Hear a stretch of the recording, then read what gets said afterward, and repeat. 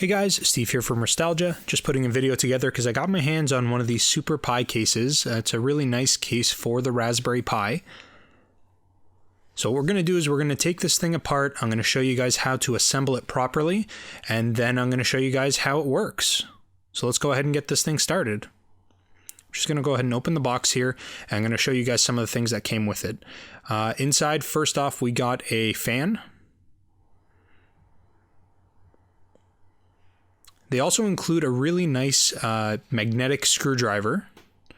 And then as well as that, we got some sort of like faux velvety type of carrying case that you can use to carry your console around with you wherever you go. Next out of here, we've got our controller. And I do have to say, this is actually quite a nice controller. It feels really good in your hands. The cable length probably could be a little bit better, but it's not terrible, especially considering what you would get with SNES Classic anyways. But we're going to set that aside and we're going to take a look at the actual unit here. All right, so here it is. Let me just get this thing out. And it looks really, really nice. It feels good. It feels sturdy. It resembles exactly like a Super Nintendo original console. It looks fantastic. So over here, we've got a little compartment where you can access the extra USB ports and your network port. So we're going to close that up real quick. We've got the eject button, which will release a hidden compartment up on the top. It's pretty responsive, nice. The reset and the power. All right, so let's take this thing apart. Once we open it, we'll notice that we've got a little baggie in here, and that's just going to have some screws in there. It'll have 4 silver screws, 3 black screws, which we'll use to mount the Raspberry Pi, and then it's also got some black pads that go on the bottom of the unit. We've got a couple chips in here. One of them is connecting into 2 USB style connectors, and then we've also got a big thick connector which is going to plug directly into our GPIO pins on our Raspberry Pi, and you can see it's got a built-in power supply there. So that's going to be the same cable that you would use for your Raspberry Pi, would plug directly into it. One thing I want to mention as well is on all of these boards, they've got a safe shutdown switch. You need to make sure that is in the on position in order for this to work. We're going to be installing a custom script which will allow the power button and the reset button to do a proper reset and power down. But let's put this thing in. So we're going to grab our Raspberry Pi and we're going to plug in the GPIO pins to the far right pins. There's a set of instructions inside the box and they'll tell you how to connect those. The USB ports plug directly into the Raspberry Pi into the frontmost USB ports. Next, you're going to want to slide the Raspberry Pi into the case until it snaps in, and then you're going to have to grab some screws. So as I said, there's 2 different sets of screws inside this case. There are 4 silver and 3 black. We are going to use 3 black screws to mount the Raspberry Pi directly into the case.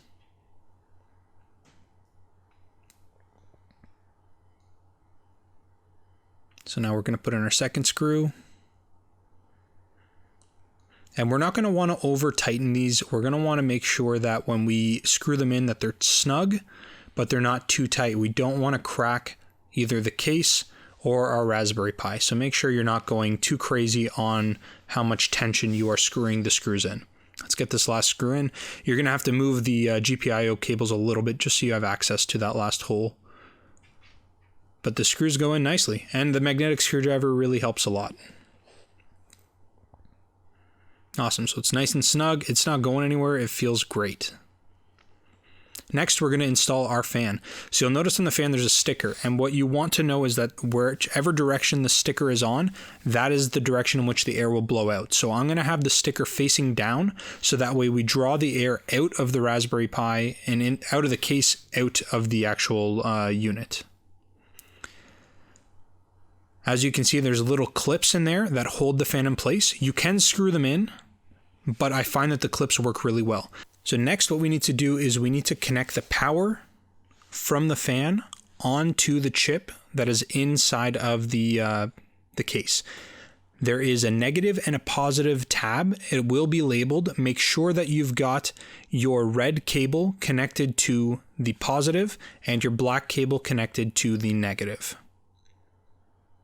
Try to make sure that your wires aren't going to go ahead and touch the fan at all, but you should be okay. And now we just need to put the lid on. So one thing I got to mention, make sure that your power switch is in the correct position. So you'll notice I put this on and it doesn't line up properly. What I needed to make sure is that my power button and my power switch are both either in the on position or both in the off position. So I've set them both in the off position. I pop the lid back on and it lines up perfectly. Now we just have to screw in the 4 silver screws on the bottom. And I'm going to go ahead and fast forward so you guys don't have to watch me fumble with some screws. And I'm sure you guys all know how to pop some screws inside of their holes and screw them in. So we're going to go ahead and fast forward just a little bit now.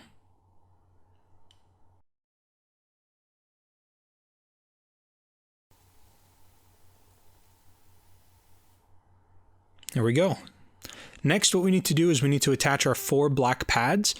One thing I want to mention to you guys is you don't have to put the pads on. It just gives it a nice finish on the bottom. It prevents scratching on any surfaces that you're going to attach it to. I will let you guys know, obviously, as you guys have seen, the 2 bottom pads are going to cover the 2 screw holes. So once you put those pads on, you will have to remove the pads in order to get access to your Raspberry Pi. But that's it. So now I'm going to go ahead and attach that sidewall to cover those extra ports.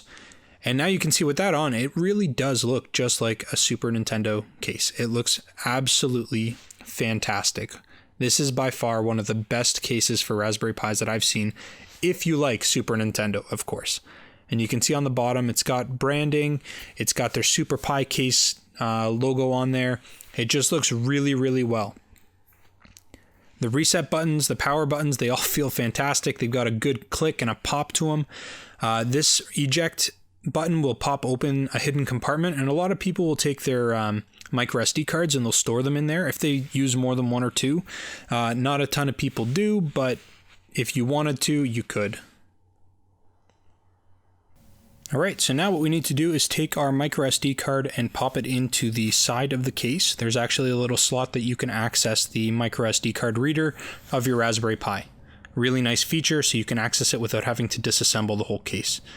Everything's good to go. Now what I'm going to do is we're going to go ahead and switch over to our Raspberry Pi. Alright guys, here we are on the Raspberry Pi. There's a couple of things that we need to do before we can go ahead and install the script for the power and the reset keys. First thing that we're going to need to do is make sure that we've got a USB keyboard plugged into our Raspberry Pi. I currently have mine plugged in there, and I also have the Super Nintendo controller that came with the SuperPi case. What we need to do is we need to scroll over to the configuration settings, and we're going to go ahead and enter in on those, and we're going to scroll down to the Raspberry Pi config settings. Now's the time when you're going to want to switch over to your USB keyboard. I do find it is much easier when you're dealing with the back-end configuration to use a keyboard than it is to use your controllers. So what we need to do is we need to make 2 changes in the localization options. The first thing that we need to change is the local settings. So we need to change locale, and then we also need to change the keyboard layout. So the first thing that we'll do is we'll change that locale. We'll hit enter on it, and it's going to populate a screen which gives us a whole bunch of different regions and different language options to choose from. What we need to do is we need to scroll down to the English US option. So what we do is we look for the EN_US,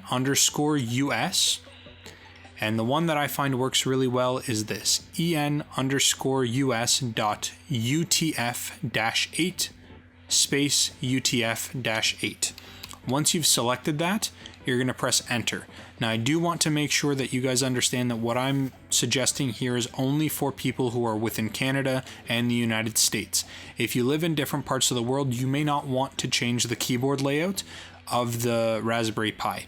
The reason that we're changing the keyboard layout is because in different countries, the buttons, I guess the shift keys or the quick access buttons on your keyboard may be different. So we're going to go ahead and make this change because we are here within North America, and we're going to hit enter.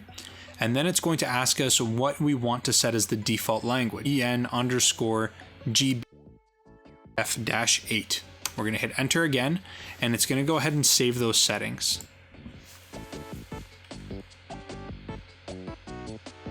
Excellent. So now we have to scroll down to the localization options again, so that way we can change our keyboard layout. When we go to make the change, you're going to see that I'm already on a US keyboard layout, but I will show you exactly what I did to get there. So when you press enter, it's going to populate a whole whackload of different keyboard options. We're using a 105 key keyboard, and rather than trying to locate my brand and my model, we're just going to go ahead and select the generic 105 key. Then what we're going to do is we would scroll down to other. As you can see on mine, it says U or English and then in brackets US. But before I made the change, it was English and then in brackets UK. So if you're in the United Kingdom, clearly you do not need to make this change, but anybody within North America is going to want to. So you'll press the other button, and then you would just select English and then in brackets US from this menu. Then it'll offer a whole bunch of different options for keyboard layouts. We're just going to pick the very basic keyboard layout right up at the top, English and then in brackets US. We're going to hit enter, and then it's going to ask if we want to put in the default. We're going to go ahead and not use a modifier key, so we're going to hit enter there, and we are not going to use a compose key either. You can set it if you want, but for the purposes of what we do on the Raspberry Pi, we never use those. So now that those two options have been changed, and I should say that some of the options take a little bit longer than it did in this video just because I already had them done, but you can expect it not to take much longer than 30 or so seconds. Now we just need to finish and exit. And what we should do from here is we should restart our Raspberry Pi just to make sure that those settings have made the change. So we're going to go ahead and press enter, we're going to go down to quit, and we're going to restart our system.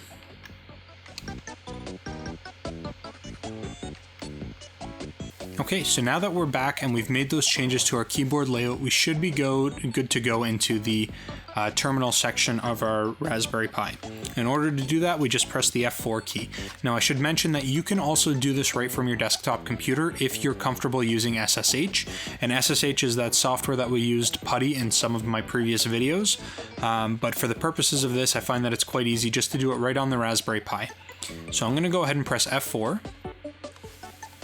And it's going to populate the terminal within Raspberry Pi, and we need to just install one single line of code.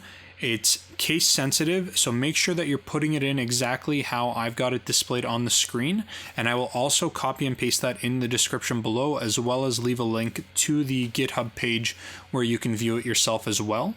The other thing that you're going to want to make sure is that you also put the proper spacing in, because that will also affect whether or not it can actually access the repository and install the power button script. So we're going to go ahead and get this started. What you need to type in is wget space dash capital O space dash space, and then we're going to put open bracket https ://raw.githubusercontent.com/. Then what we need to do is type in retro with a capital R, then flag with a capital F, /. Then we're going to type in retro flag again, just without any capitals, then dash pi case /master /install .sh, and then we're going to close off those brackets. Then we're going to hit space, then we're going to put in a vertical slash, and that vertical slash is going to be the key above your enter key, or it should be the key above your enter key, and you'll likely need to hold shift in order to access it. Space sudo space bash bash. Then all you need to do is press enter. It's going to go ahead and access the script and install it automatically. Once the script's installed, it'll automatically restart your Raspberry Pi for you. So I'm going to go ahead and do that now, and I am going to fast forward while it does the install because it can take up to 2 minutes, and I don't want to keep you guys watching a bunch of code on the screen for 2 minutes. So I'll be back with you guys in a second.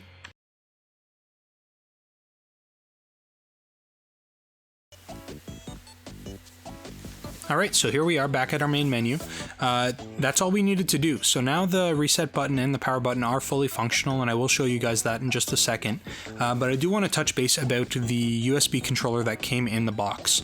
I'm actually quite impressed with the way that it feels and the responsiveness and the way that the buttons click and the movement of it. This is probably one of the best Super Nintendo clone USB controllers that I've ever used, and I've used the better part of, a dozen or so. It does not feel cheap. It does not feel like it's going to break in your hands, and the buttons don't feel squishy at all. They actually have like a little bit of a nice bounce to them. It feels quite good. I actually am very, very impressed. So they did a great job with that. And to be quite honest, this company makes some of the best cases that I've ever seen for a Raspberry Pi. They've got cool little features like that eject button, for example. I don't know that many people are ever really going to use that because most people don't really carry multiple US or micro SD cards for their Raspberry Pi around, but it's a cool feature, and even though you'll never use it, I'm sure that people will be clicking it and playing with it and pressing buttons, and just a cool feature that they threw on there. They've also made a NES Pi case, which was actually really well done, and that came out quite a while ago. This came out about 4 or 5 months ago, so I'm a little bit late to doing it, but this is the first time that I've actually got my hands on it. So I figured I'd do a review video and an installation video for you guys to show you guys how to install the scripts. If you haven't bought one and you've maybe been considering it, now's your chance to kind of get it all done and installed. So the other thing as well is the theme that I've got on here is just the Super Nintendo Classic theme. You can install that right from the configurations section, and it's right there within the listed themes that you can download right on your Raspberry Pi. So it's a really good theme. It looks really sharp. It matches very similar to what you would expect from a Super Nintendo Classic. So other than that, what I'm going to do is I'm going to go ahead and switch over to show you guys that the reset keys and the power buttons do function as intended. So I'll be back in just one sec. Alright guys, here we are in front of the SuperPi case connected. I'm going to go ahead and press the reset button. And what you'll see is it'll take you to terminal, it'll put in a little bit of code, and it'll go right through the reset process. What I'm going to do is I'm just going to fast forward so you guys don't have to sit through the entire boot process, but I'm going to let that happen. There we go. And next what we're going to do is we're going to go ahead and hit the power button. And the power button is going to do the same thing. You're going to hit the switch, it's going to run through a safe script, and it's just going to power down. But that's pretty much it. So I'm going to go ahead and boot this thing on. And I just want to thank everybody so far who has subscribed to the channel. We just reached our 2,100 subscribers milestone. Thank you so very much for all the support. I do very much appreciate it. I've got a ton of really awesome videos coming out. I've got a really cool project that I'm going to come out that I don't think you guys have seen anywhere else. So I'm looking forward to sharing that with you guys. If you guys haven't already, give the video a thumbs up, subscribe to the channel, and I'll talk to you guys again soon. Thanks a lot.